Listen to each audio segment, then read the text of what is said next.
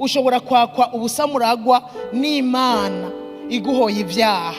Aha nshaka kuvuga ku muntu uyu munsi bikigoye akigendera mu byaha kanaka, nagira ndakubwira uri kurigirira nabi, uriko wigirira nabi cyane, uzosanga watakaje ubusamuragwa. Bishobora kuba ari ibyaha abantu bazi, cyangwa ari ibyaha ukora mu ibanga, n'ibyabereye mu kuzimu byaramenyekanye. Noneho Imana naho twoyinyegeza ngo dukore ibintu itamenya, ngo dukore ibintu itabona. Aho tugiye hose tukayinyegeza, ibyo dukoreye mu mwiza irabibona, ibyo dukoreye ahanyegeye naho hoba ku murango mugabo ukanyegera irabibona yoyo. Mbere n'ibyaha byo mu mitima yacu yoyibonera kure n'ibyo twiyumvira, twiyumviriye ibibi bitwandavuza, nabyo nyene Imana iba yabibonye nk'ejo. Rero we uri hano uri kuranyumviriza, ndakwinginga cyane, birababaje gutakaza uburenganzira bwawe uzize icyaha, uzize kwanjanjwa,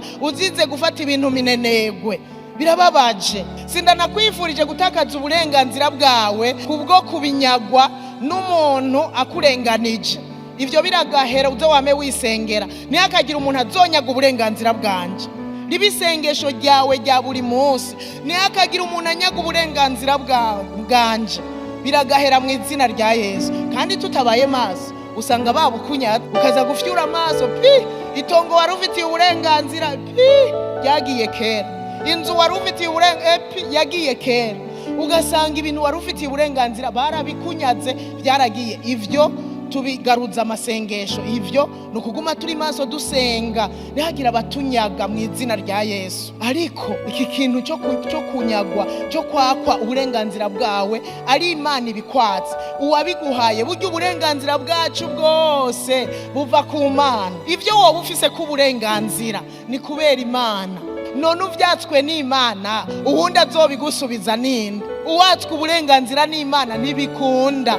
Na wundi yari kubikora ngo yaku uburenganzira reyubene abuhe uwahari inyuma mu bahererezi. Ivyo bikogwa n'Imana gusa. Rero ni wanjanjwe ku burenganzira ufise, ndagusavye ubibere maso, nusamare cyane cyane. Reka nshimikire ku vyaha biriko birakogwa binyaga abantu uburenganzira. Ivyaha biranyaga abantu amavuta wari ufitiye uburenganzira, ugasanga amavuta yagiye kubwo ivyaha, ugasanga icubahiro wari ufise wacambuwe n'ivyaha.